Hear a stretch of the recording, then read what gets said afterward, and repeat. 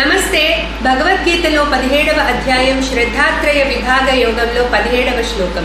శ్రద్ధయా పరయా తప్తం తపస్తత్రివిధం నరైః అఫలాకాంక్షిభిర్యుక్తైః సాత్వికం పరిచక్షతే.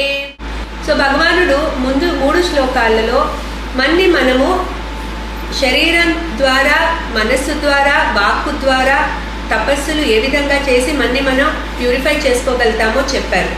సో ఇప్పుడు నెక్స్ట్ 3 శ్లోకాల్లో ఇక్కడి నుంచి సాత్విక గుణాలు ఉన్నవాళ్ళు, రాజసిక గుణాలు ఉన్నవాళ్ళు, తామసిక గుణాలు ఉన్నవాళ్ళు ఏ విధంగా ఈ తపస్సుల్ని ప్రాక్టీస్ చేస్తారో చెప్తున్నారు. సో ఇప్పుడు ఈ శ్లోకంలో సాత్విక గుణం ఉన్నవాళ్ళు ఎలా చేస్తారో చెప్తున్నారు. సో ఏమంటున్నారు? శ్రద్ధయా పరయా తప్తం తపస్తత్ త్రివిధం నరైః.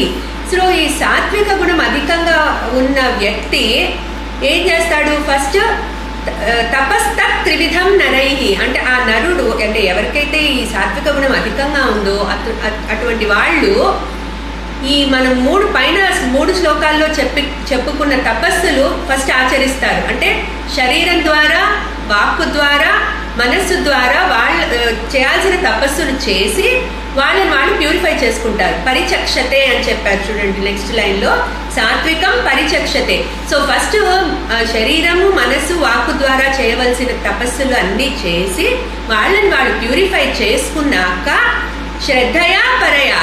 సో ఏంటి అంటే పరమాత్మ మీద పరయా అంటే పరమాత్మనే సుప్రీం గోల్ అనుకుని ఆయన మీద విశ్వాసము, భక్తి కలిగి ఉండి, శ్రద్ధ కలిగి ఉండి, తర్వాత అఫల కాంక్షిభిర్ అంటే ఫలాన్ని ఆశించకుండా విత్ నో ఎక్స్పెక్టేషన్స్ యుక్తైః ఫోకస్డ్గా పనిచేస్తాడు. సో తపస్సు అంటే ఇక్కడ మన పనులు చేయడంలో అతడు ఈ రకంగా ఎగ్జిబిట్ చేస్తాడు అతని నైపుణ్యాన్ని. సో ఫస్ట్ 3 శరీరము, మనస్సు, వాక్కు ద్వారా తను ప్యూరిఫై చేసుకుని పరమాత్మ పైన విపరీతమైన శ్రద్ధ, భక్తి కలిగి ఉండి విత్ నో ఎక్స్పెక్టేషన్స్ అంటే సెల్ఫ్లెస్ నేచర్తో, యాటిట్యూడ్ తోటి ఫోకస్డ్గా పనిచేస్తాడు.